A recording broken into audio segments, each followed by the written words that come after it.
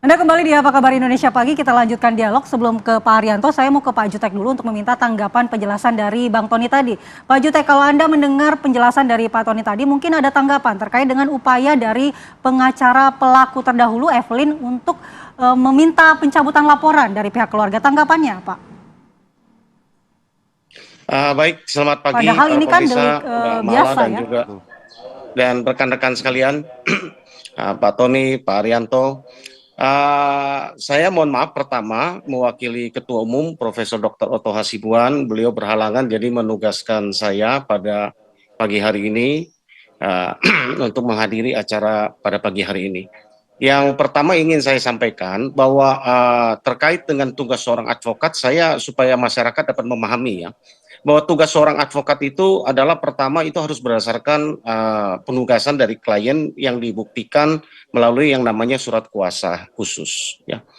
Atas dasar surat kuasa khusus itulah seorang advokat bertindak menjalankan profesinya untuk membela kepentingan hukum kliennya. Itu yang pertama dasarnya.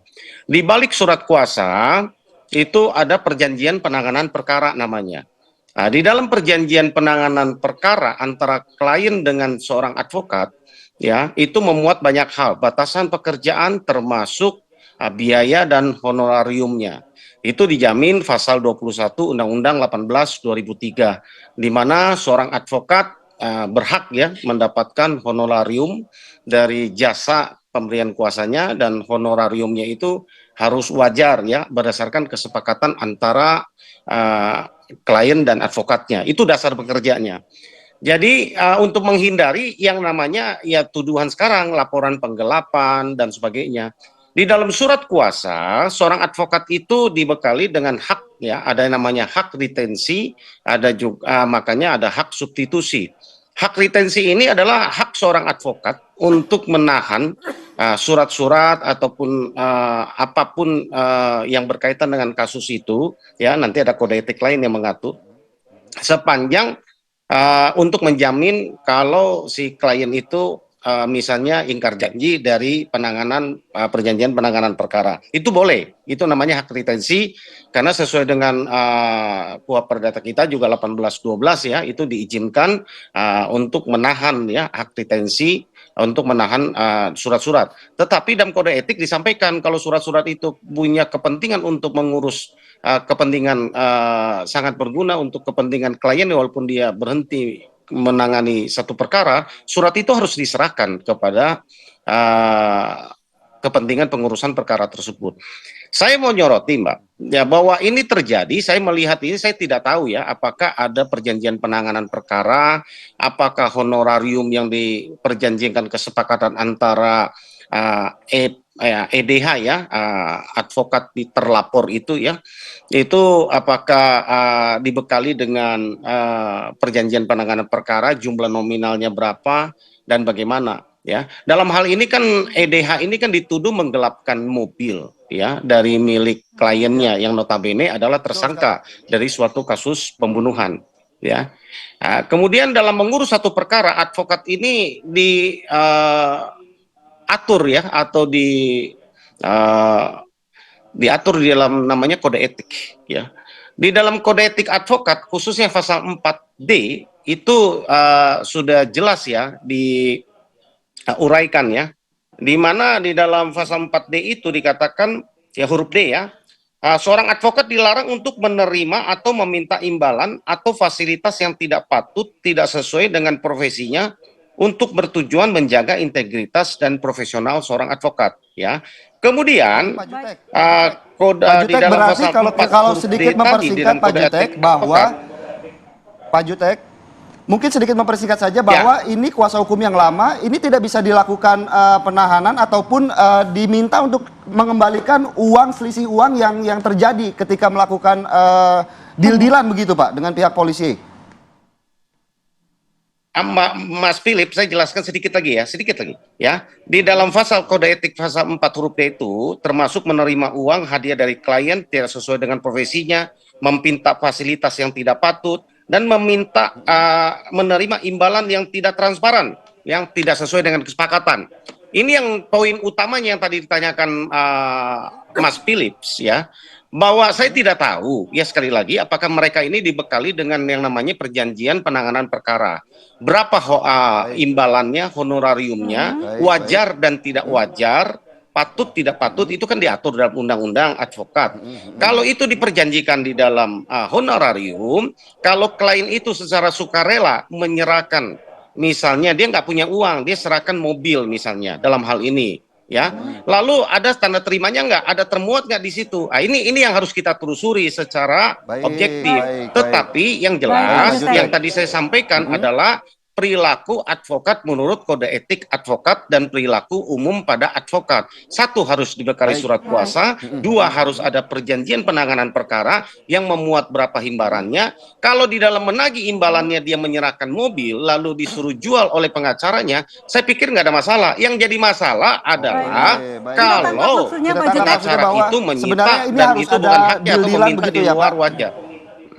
Baik, harus ada perjanjian. Perjanjian tertulis begitu. Baik, kita minta tanggapan ke Pak Ariantos tadi. Ya, itu Pak, harus ada perjanjian penanganan kasus ini nantinya seperti apa? Baik, kita ke Pak Arianto. Ya, ini ya, kalau dari kacamata saya ya, ini dulu kasus ini meledak setelah adanya surat ataupun TikTok yang menyampaikan di publik bahwa seorang Kasat Serse melakukan pemerasan 20 miliar kepada pelaku yang disidik waktu itu. Yang meledak kan kayak gitu. Baru kira-kira kemarin itu karena apa?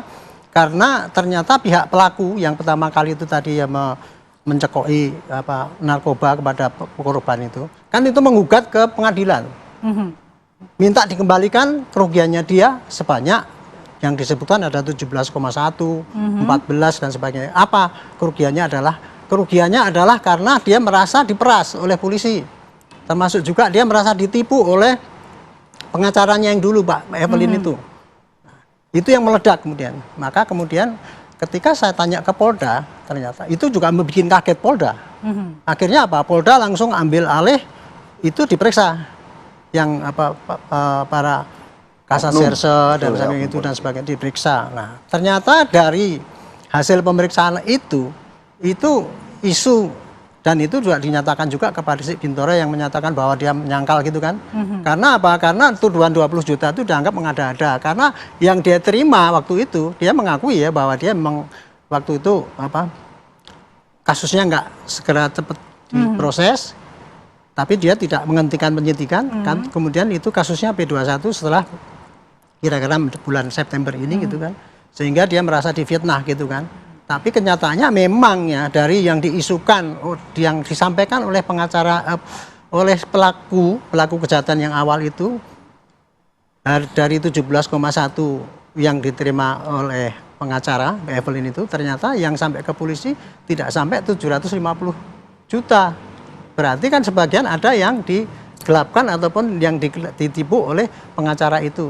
Jadi kasus ini dipermula dari kasus yang itu ya pencekokan itu sehingga meninggal, kemudian berkembang menjadi kasus baru tuduhan pemerasan dulu, tuduhan pemerasan, dan ini diterangkan oleh Polda Metro kalau pemerasan tidak tepat karena itu lebih banyak dari cerita-cerita yang kita dengar ini kan yang aktif kan pengacaranya mulai dari tadi Pak Tony itu mengatakan bahwa ini uangnya itu dan sebagainya itu, nah itu jadi lebih tepat penyuapan.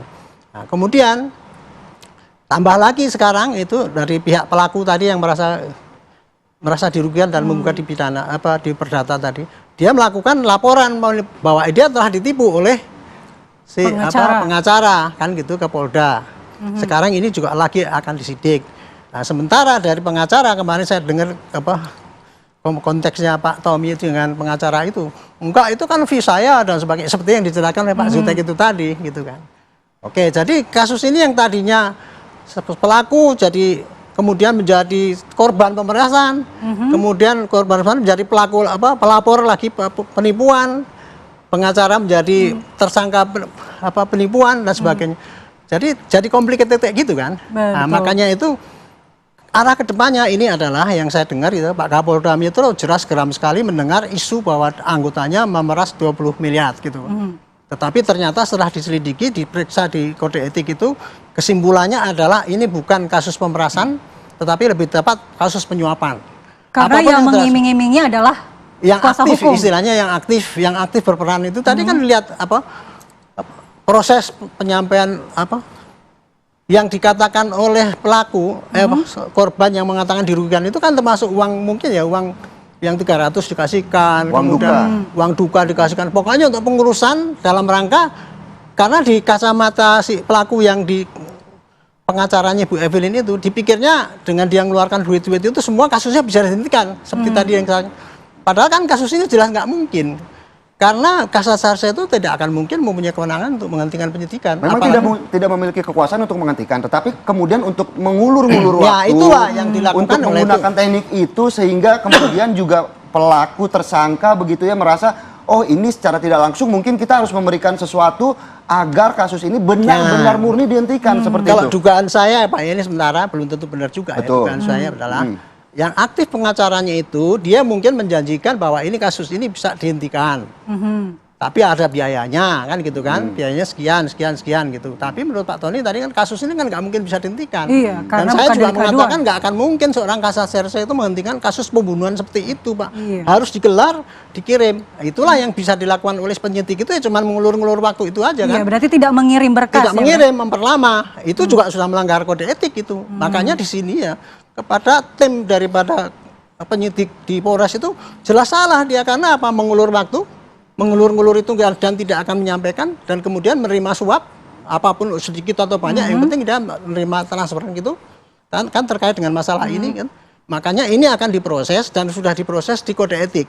Tapi ini juga mengandung pidana sehingga nanti saya kira ini setelah ada kode etik masih dilanjutkan lagi dengan penyidikan kasus penyuapannya. Kalau kasus penyuapan itu masih sasarannya adalah kepada Pengacara. si pengacaranya, kemudian yang punya itu saksi-saksinya adalah si pelaku itu. Baik. Kemudian aliran itu tadi akan dicek lagi perjanjian antara si Evelyn dengan si pelaku itu tadi gimana dealnya gitu kan, kemudian uangnya itu dikirim berapa, diterima berapa, itulah yang nanti akan disasar untuk tindak pidana penyuapan itu. Baik Pak Arianto. Kalau kita bicara tadi kan udah Pak Arianto juga udah bilang ya ini penyuapan, pemerasan. Sebenarnya ada yang masih menarik. Pembunuhan, pemerkosaan, senjata api juga kita belum bahas Bang Tony. Mungkin bisa tanggapannya namun sesaat lagi setelah apa kabar Indonesia Pagi. Kembali sesaat lagi.